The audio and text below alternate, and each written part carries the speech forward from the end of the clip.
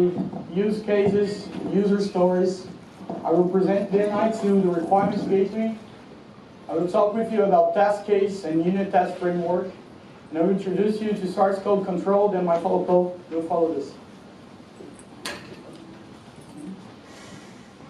Well, Blue Eye Systems is a company founded to support teachers and researchers in Brazil. We help them to achieve success using National Instruments platform. So, our mission is to accelerate development of our society through technology, serving those who will one day be responsible for a new future. Everybody's listening? I think it's okay. So, let's get started. Let's talk about tracking our requirements. First of all, who can tell me why it's important to track requirements and test our codes and use source code control? Anyone know why that's important? Please. If you don't have your requirements, you don't know when you're done. That's right. So we have two major ways to get our own requirements. One of them is called the use case. Use case is a requirement based on need, based on it's a technical basis with the system. So you have a task and you have a corresponding ID for this task, a requirement name, an actor. The actor is who will use this requirement, what this requirement will do. So the scope, the complexity, and the level of our priority. Why is it important to divide our requirements in priority? Because when you are delivering to a customer an MVP, you have to put the priority requirements first, and then you go to the lower complexities and lower priority requirements. Okay? So here's an example of use case. So you have an ID, a unique identifier, a description, an actor. So the type of user who used this requirement, a trigger, which action will start the requirement. So some preconditions, post-conditions, the main course, the alternate course, and some exceptions. The exceptions is if this requirement don't respond right, doesn't give me the right action, what I will do next. So how can I manage this? How can I handle this? Okay? So one of the ways that you can organize your requirements is using the UML. So Unified Modeling Language is defined by a set of tools which we use to organize our requirements inside of like a flow chart, like a fluxogram. Okay? Everybody's following me so far? So the other way to track our own requirements, and I use this a lot in my projects, is the user stories. User stories as well, use cases, is a technique for tracking requirements, but this time it's not based in an impersonal user system relationship. It's based on how my user will see my system, how my user will interact, which experience I want to deliver to him. Okay? Usually the requirements is described like this. As, and you say the user class, you divide your user in variable class. I want to describe the user needs so that I can achieve the action, the requirement itself. Okay? This is an example of user stories. As a test operator, I want to generate a test report for my duty containing a voltage channel, low and high limits, so that I can evaluate the duty integrity. Everybody follow so far? Okay? So now we're talking about the NI tools for using this. And this tool is the NI Requirements Gateway. The NI Requirements Gateway is a software, it's a system that you can have a requirements document and link this requirements document with your NI project, with your LabVIEW project, with your test-end project, not just LabVIEW. So you will have impact analysis, you will be able to track the requirement, complexity, priority, and all those kinds of stuff, and generate reports and see the coverage relationships. Okay? So this is how it's looked. I will do a quick demo to help you open and link to the LabVIEW project now. So here we have how much of our requirements are fulfilled, which project I'm talking about, and which document is linked to this project. Okay? So let's do this.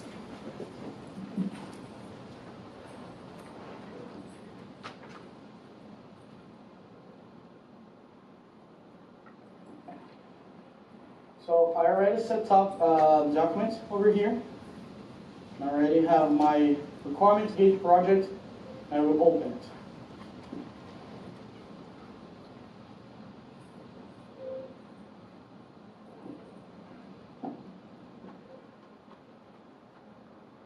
So this is my environment. Here I have my documents, my requirements document. Here's my LabVIEW project.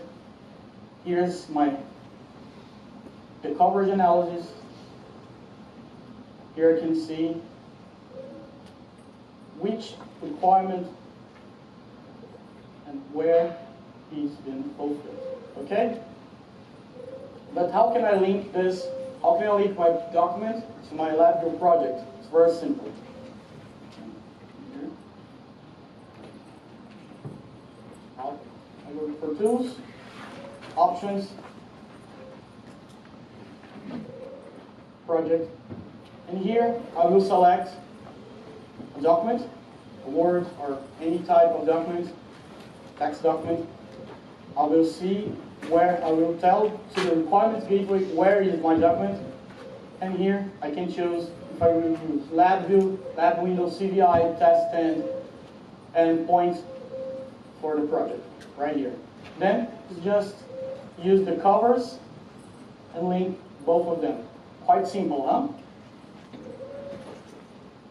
And here he will deliver to me the impact analysis and the graphical view of this analysis. So control level is covered by this VI, display tank level is covered by this VI over here, and we have all the coverage analysis.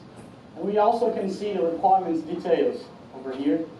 I can do allocation and tell to my developers or tell to myself which priority is this requirement.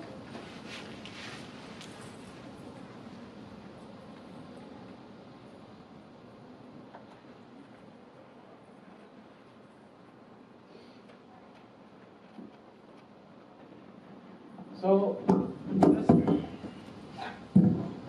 does anyone have a question about the requirements gateway?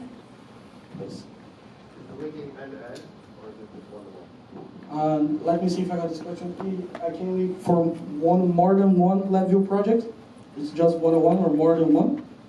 Yeah, you can link for more than one. For example, the last project I delivered for a customer, I was using Test and LabVIEW. And then I linked the both projects to the same requirements document. Okay? Please. Is there a specific format for the Word document that the parts require? No, you can use Word and PDF, and you can use UML, XML. How does it know what are the requirements in there versus headers versus paragraphs? You can choose by yourself. So you have to go through the document? Yes, you have to go to the document, and inside the requirements gateway, you have a manual, you have a tutorial to how to put the requirements. So usually it's requirement underline and the name of the requirement, and then requirements gateway will be able to track this requirement. Okay? So when you load up the LabVIEW project here, an requirements gateway will understand that that requirement that you have documented inside your project is complete. Okay? So you use this personally. Do you have a team that collaborate using the same gateway, or is it just you using it? Or No, I use with a team, and depends on the project. I can use by myself, but usually I use with a team. So we allocate some developers to do some requirements. The other team of developers are responsible for other type of requirements, and we use the same gateway. So, I guess follow-up question: can you have multiple people using the gateway at the same time, where it's updating live? You can. It's based on a project. It's a file. For example, if you use our source code control GitHub and you upload this project on the GitHub, the next developer will download it and be able to use the same gateway. Okay. So moving on. Now we are talking about test case. So we have to ensure a feature is done. And sometimes to ensure that a feature is done, it's not quite smart to get this VI and put inside our project and just run and see if it works. So these tools that I will show to you now will let you guys to test your features before you put the VI inside the project, inside the LabVIEW code. For example, I have this very simple VI just to add. So a test case specifications, I will do the test case specifications of the input and what I expect here. So this is an add operation, so I know if I got 2 plus 2, I know that I have to have 4 over here. So I know that, and for more complex cases, you know in theory what you have to got an input, and you know what do you want in the output. So this is a test case. And LabVIEW has a tool for that too. It's called Unit Test Framework. Okay, you have a project, you have a lot of VIs over there, and you can test your VIs and you can test your features and generate reports using them. This is what it looks like. You get a right click on your VI and add a test, and then you can configure your test and do the test cases. So here I will choose my input values and what I expect and run the test. So for an add operation and the input values, I can put 2 plus 2, and here I can say to the unit test framework I'm expecting 4. If the VI runs and I don't get 4, the test will fail. If I get 4, the test will pass. Okay? Let me show you guys how it works in LabVIEW.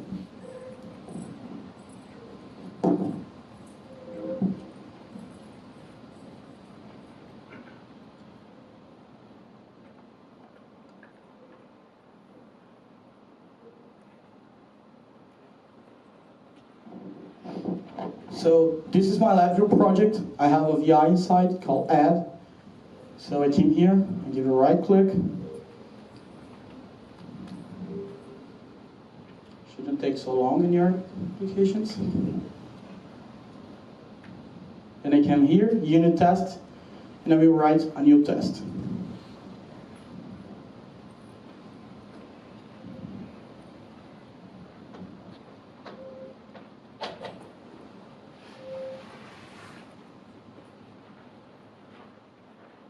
So I have my test here, and I can open it, the configuration.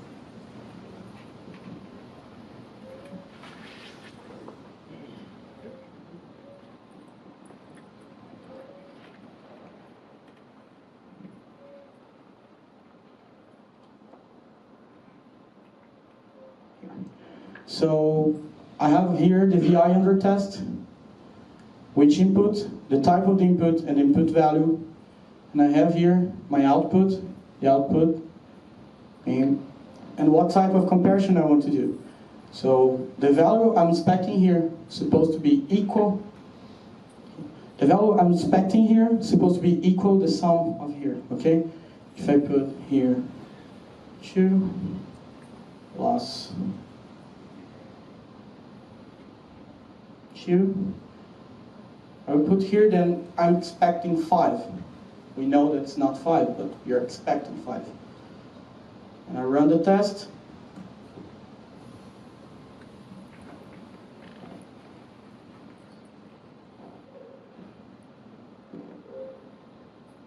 So the test has failed, because the output is not 5.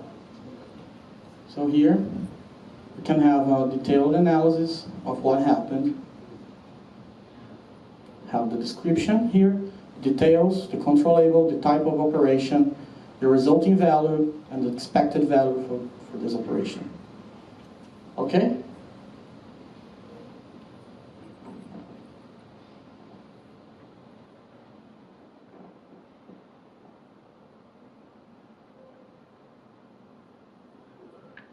You mentioned that you use LabVIEW and TestStand.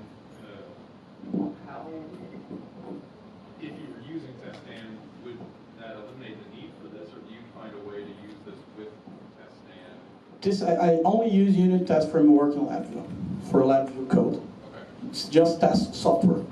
It's not testing hardware or UUT. Do you have, so test case, you have to have a test case for each VI, or can you write one or? That depends on your application. Usually, I get a set of operations who compose a larger operation, and I test the larger operation. If my test fails, then I go through the smaller ones, and I check the whole module and stuff. this is why it's important to have a good modularity inside your project. Okay? Any more questions about unit test framework? Because we are going to the source code control now. Okay?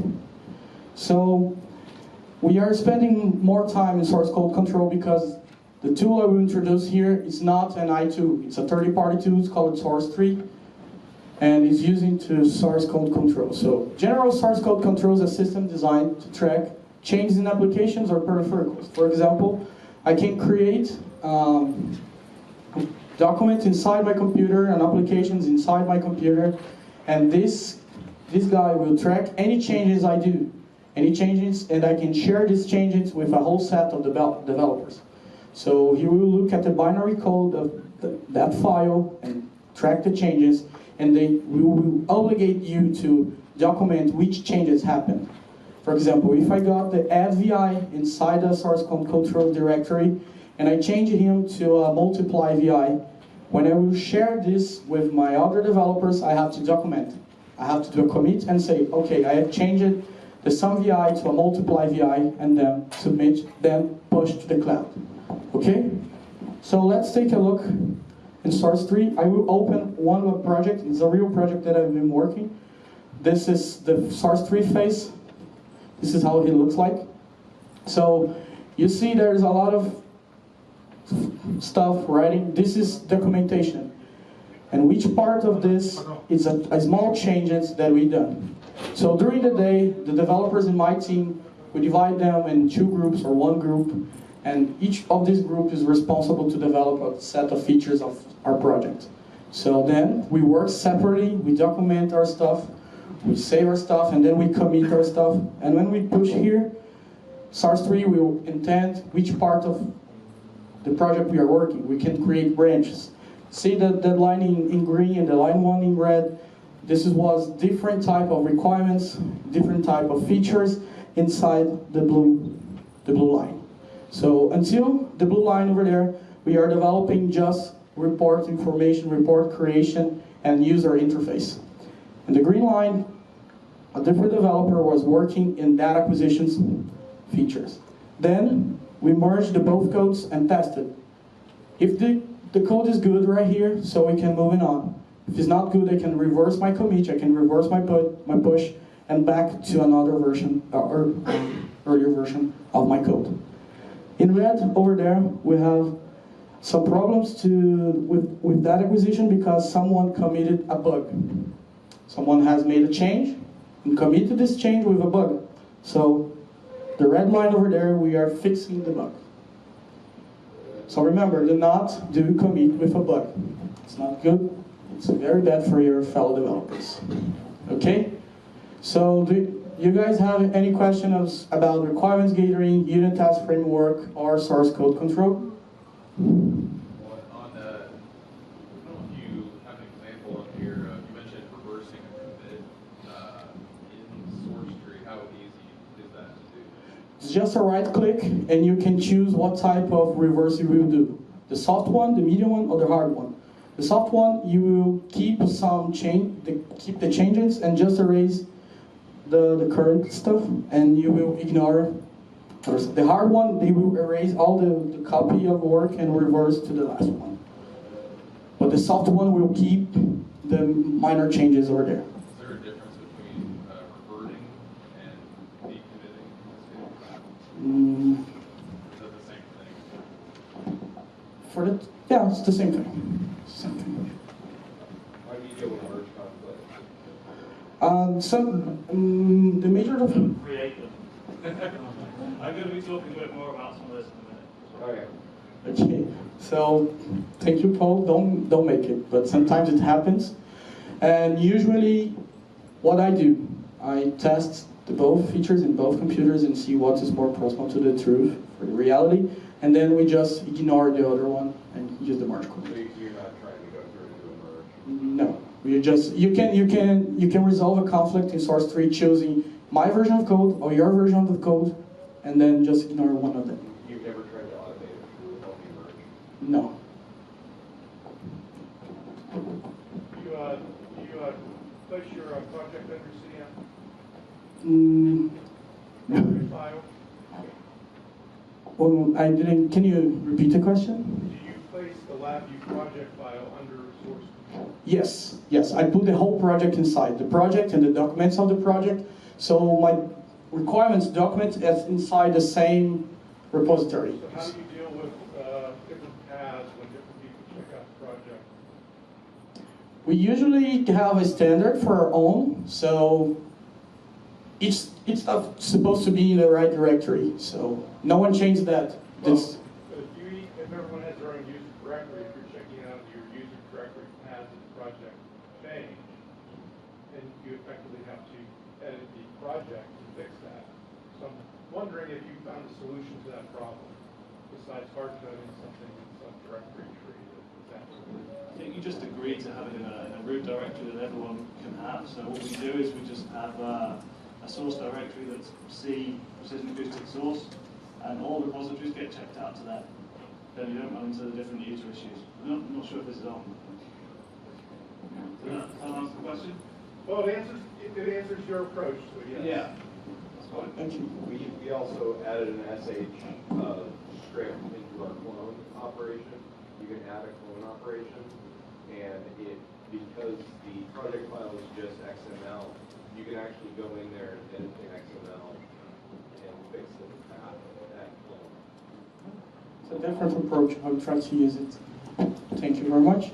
So, For the gentleman over there, did you guys find a solution? Because we run into the same thing. We have hard-coded paths. We end up, my guys tend to basically check it out or hijack the file and change it locally, which is a pain in the butt. so I will let Paul continue talking about source code control. Now, do you guys have any questions for the other two tools, unit tests or requirements gathering? Okay, so it's right here.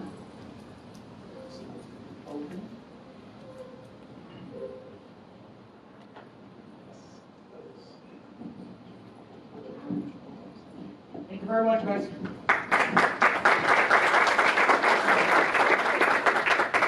Thank you. So, yes, Cesar and I were asked if we would do a blended session, so there's a little bit of overlap between the two. I'm going to take a slightly different approach, so whereas Cesar was looking at some of the tools, what I'm going to talk about is how we, at my company, have put together some more process guide to manage these things. So, okay. So my name's Paul Morris. I'm a CLA from a company called Precision Acoustics in the UK. I've been playing with LabVIEW for about 15 years. But it's only about the last 3 or 4 that I've really sort of tried to learn a lot more on the software engineering side so that we can improve the way we develop code for our solutions and our products. So very quick what we do. We're an ultrasound device manufacturer, so we specialize in hydrophones, transducers, measurement systems. We do a lot of metrology, acoustic materials and things. The LabVIEW fits in mostly on the systems. So all of our systems ship with a software application, and all of those are written in LabVIEW. So, as I said, my aim here is to talk more about the process and how we can combine some of the tools that we've heard about today in this session and earlier sessions throughout this CEPAB track. There's lots of ways to do things. In our company, we went through a process of trying to work out what worked for us. I shared a bit of that last year, and really today is going to be just looking at some of the outcome of that. I'm not going to present the ideal way to do it. All I can do is say, well, this is what we thought about, and this is what we came up with, and maybe that will spark some interesting ideas.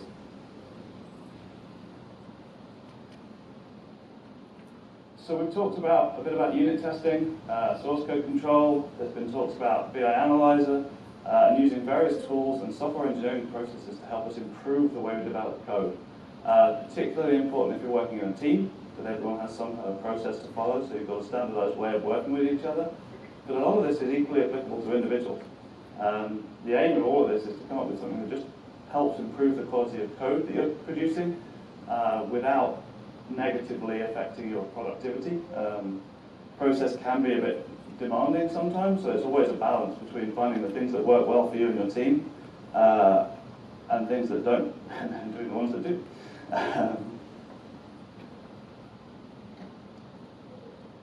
So, software development process. A bit like what Cesar was talking about, we use user stories. Basically, it's a version of Agile Scrum to manage our process. And we went through a period of trying to work out what that process looked like. Start by defining a new feature for our software. If you followed Jira or any of the Scrum tools, you'll know that could be an epic, for example. We plan that feature, we work out what we're going to do, break that down into smaller tasks that can be managed by a group of people. We create a new feature branch in our source code control. We run some unit tests, we do all the, and it's just, this is not a nice process. Well, it is a nice process, it's just not a nice way of describing the process. We wanted to come up with a way of describing our software engineering process that was easy to follow and appealed to us as graphical designers and graphical LabVIEW users particularly. There's too many words on this slide. So we wanted to try and come up with a way of describing our process and developing our process in a simpler way. So we took source code control as the start point. If Fabiola was here, she'd probably ask the question, who's using source code control? And she'd argue with anyone who says they don't use it. It is really a central part of the process, managing the code. It's, at the least, it's a safety net, and it can also be a really powerful tool.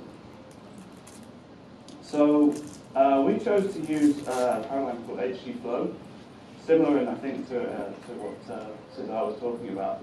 Based on the Git flow, so if you use Mercurial or Git, it's a very similar idea. It's a branch and merge idea. So we have a release branch of our code, which contains the version that was last released to customer. You then have a development branch, which is a bit of a misnomer because you don't do any development in the development branch. We use the development branch as the last working version of code that hasn't necessarily been released yet. So it might have some new features that are complete for us, but they've not been released yet.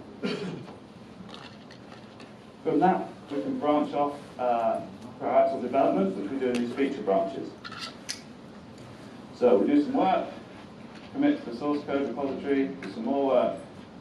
Meanwhile, another developer can be working on another feature. Now the key here, and it kind of goes back to the question, how do you manage merge conflict, is those features have to be well defined, and you have to really work hard to make sure you're working on things that can be treated independently. So it kind of leads into a nice modular way of developing code, because if you're developing nice, loosely coupled standalone modules, then this becomes quite possible. So the second developer is working on the second feature, does some work, commits. At some point, feature one is finished and gets merged back into the development branch. At that point, it's really important that developer 2 gets those copies into his own source code control. So we'll merge that back out.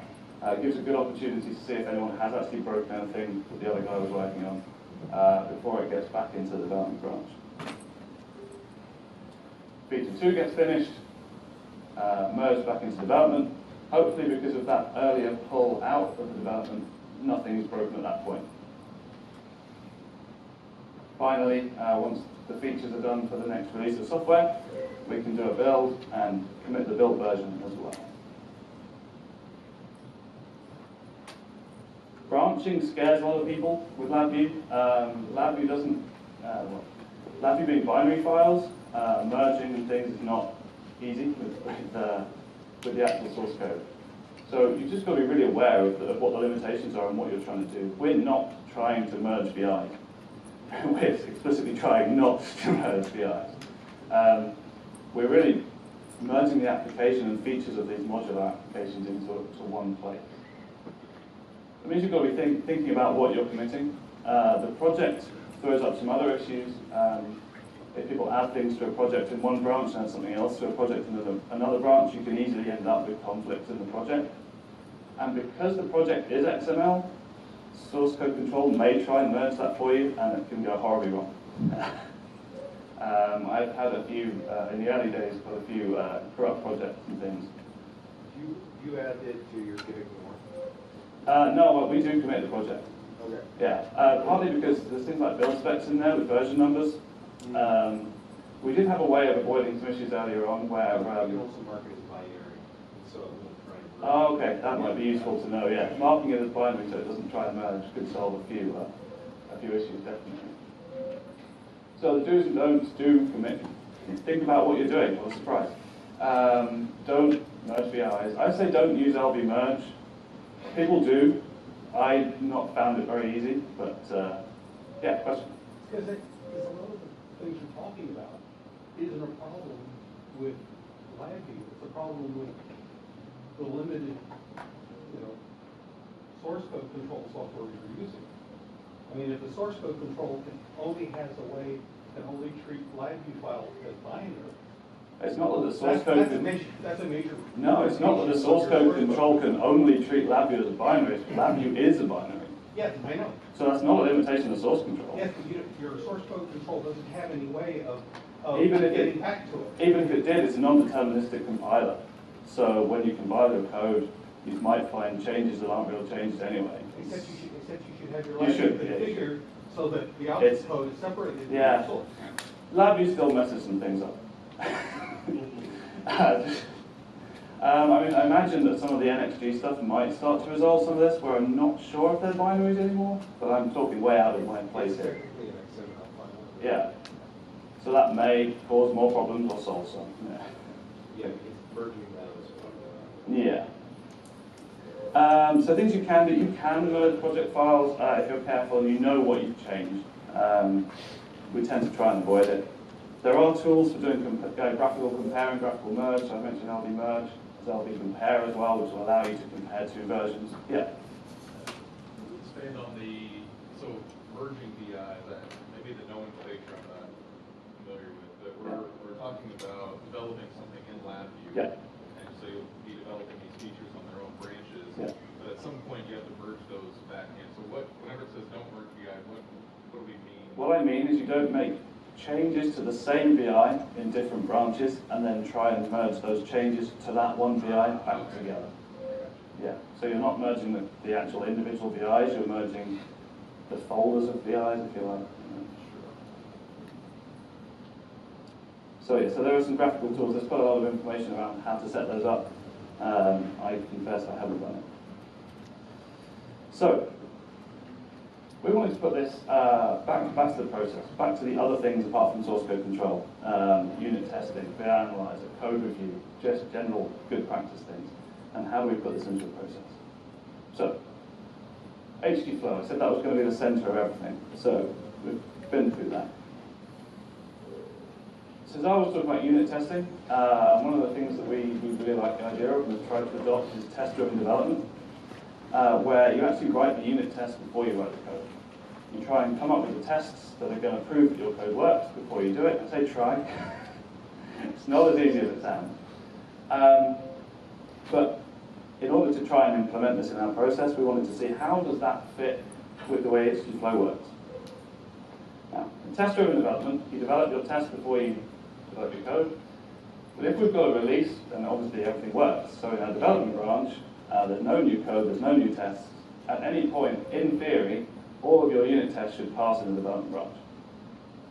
When you create a feature branch, again, all you've done is clone that out on the first point. So those unit tests should still be working. So the green cross says, if you run unit testing now, all your tests should pass. The first commit should be your new unit tests, in which case those new unit tests will fail because you've not done any code. As we go through, then we start actually doing the work to make those tests pass. So some of the tests will fail as we try and complete through. And in the ideal world, you get to the end of your feature and your unit tests pass again. So that's how we can kind of use this to visualize the process of where you can use unit testing and what you can expect the results to be at any point in the development. Chris Robot gave a talk on VI Analyzer. Is anyone using VI Analyzer? Couple of hands. So VI Analyzer gives you a tool in LabVIEW for doing static code analysis. If you're a lone LabVIEW developer, it's a really useful tool for performing code review on your own code. However, it's not the easiest tool to use. It can take a long time to run. There's a lot of tests you can have. It can generate a lot of false positive, a lot of noise, and it puts a lot of people off using it, us included. But we can see the benefit of something that can check your code for common mistakes, bad practice, things that you've agreed with your team that you shouldn't be doing. So what we wanted to do was say, well, how can we improve our use of VI Analyzer. One thing it allows you to do is to create configurations of specific tests to run against specific VIs.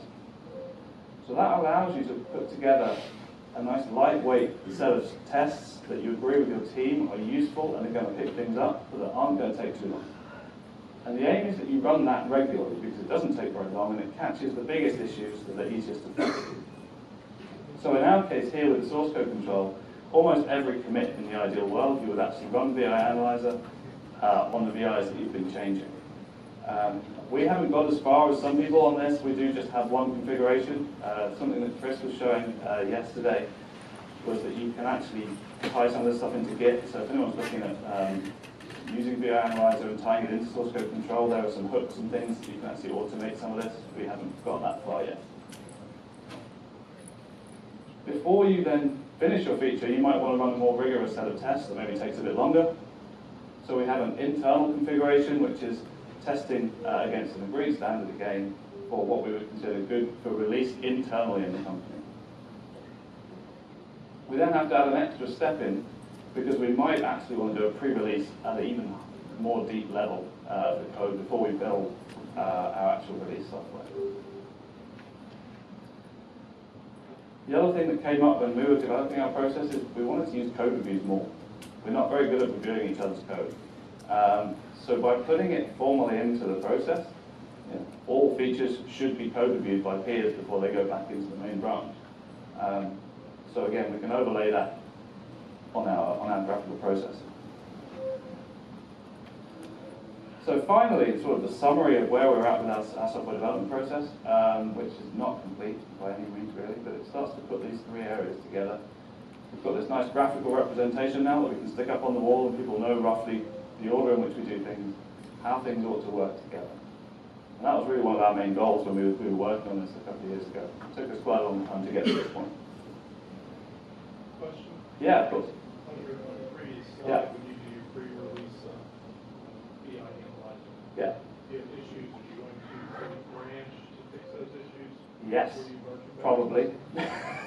In theory, yes. I mean, Good answer. yeah. The right answer is yes. The real answer is a mix of yes and sometimes. We're only human. Sometimes it depends what the issues are, right? I mean, if it's just a really simple fix, chances are you're not going to bother with the overhead of creating a new branch for that. If it uncovers some more serious issues, then yeah, you should absolutely be branching and doing it again. Are you guys using continuous integration? No, not yet. But you could see where that would kind of fit in, definitely. I think there's talks on continuous integration more after this one. Maybe not today, maybe tomorrow morning. For those of you who are still not hungover. I'm talking at 8:30 tomorrow morning. Yeah. At least there won't be anyone there. So, a quick summary at the end. Is this process working for us? We're still learning, and I think the key thing for us when we were developing this process is I haven't really covered it here, but we're making sure that we can put feedback in. We can go around and review the process and say which bits are working and which bits aren't, and that's a key part of the way that we work that isn't sort of coded in here. So we're still learning, we're still tweaking, we're still trying to find what works best for us. Not really mentioned it here, but the Jira and the Scrum stuff for managing user stories, managing the development of code and amongst the team is something that works really well for us at the moment. And I find that the HD flow process actually works very well now that we're trying to develop modular code, so we're able to put a module is a feature quite often, and that works really well across multiple developers. What do we need to work on? Test-driven development, like I say, I think it's a very powerful idea. It's not an easy thing to implement. It's a whole new way of thinking about stuff.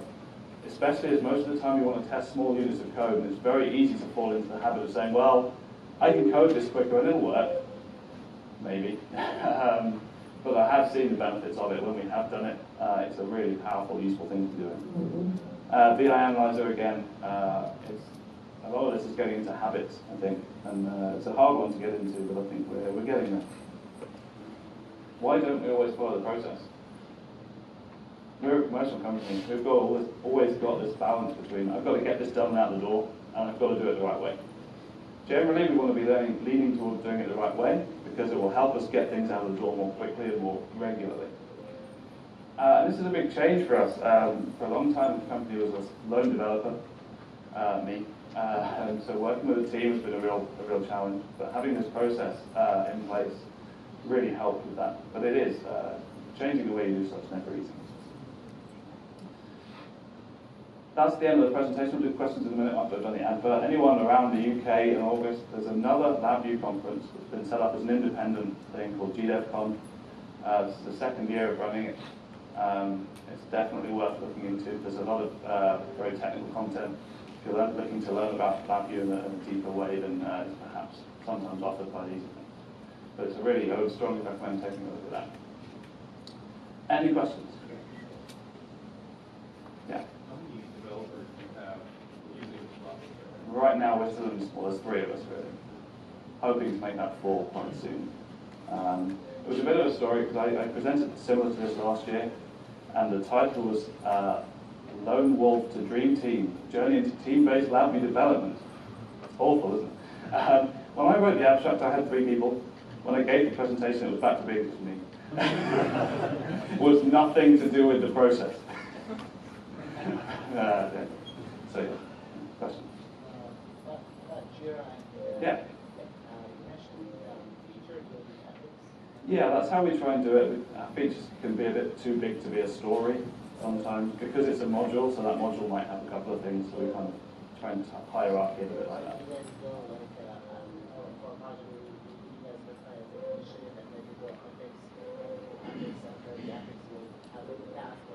Yeah, pretty much. We don't do it all up front because we've got to get the work done as well. And I don't think there's any point in trying to get to too much detail too early on for the whole project. But yeah, we'll try and identify the key modules, the key features of those. And then as we get to doing them, we'll spend more time on breaking them down more detail. And then do that bit of work.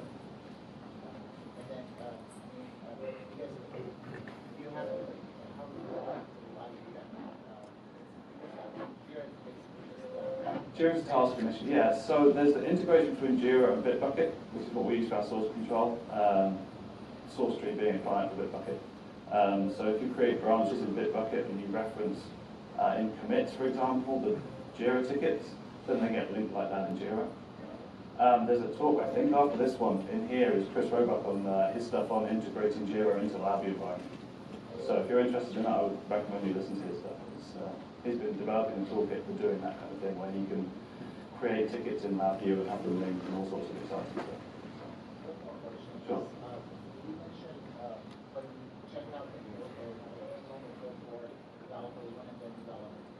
When you check out the code or project for developers one and developers two at the same time, yeah. You're basically forming those projects, right? Yeah. OPIs. Yeah. And some of the APIs. Yeah. And when a developer will finish working on some of the APIs, like I said, first 3, and you check them back in. Developer 2 is working on the first. Yeah, you can do that merging in at any time. So there's a communication level there. You know, if someone's changed something and say, "Oh, I've done that," you should probably pull it in now. So yeah. I mean, again, we also try and make lots of repositories. You can have as many repositories as you like in Bitbucket, pretty much. So the aim is always small, modular repositories. I've been looking at the submodules thing in Git. No, I like the idea, but I've heard problems. I think there's a use case for it, and I've got one, but most of the time we don't use it. Because you can put repositories inside repositories, and it sounds like a recipe for disaster. I found it useful for builds, so if I have an application, the only thing that's actually in that repository is the build specs, and then you can pull all the source into the latest release version and build it. But yeah. Sorry, I forgot the rest of the question. We kind of solved that by doing continuous integration, pack libraries, and then... Yeah, I mean, we're using PPLs under the hood of all this as well, yeah. So we're trying to be as modular as we can be with PPLs, small repositories, ideally 1 repository per PPL. Not always the case. Sure. Yeah. Yeah. Yeah, LabVIEW tracks it on the build specifications, and also we use tags on things on the source code. So if we build a release, I can put a tag. I probably shouldn't need to with the Git flow, but we do a little bit anyway. Particularly if you're building, where we struggle is if you've got, how do you version control the module? I mean, PPLs have a version, but it starts to be a bit messy. It's like which executable version is using which PPL. That starts to be a bit of a challenge. Well, I'm not sure what time we started. I think we've still got a little bit of time for any more discussion. But, otherwise, thank you all for coming.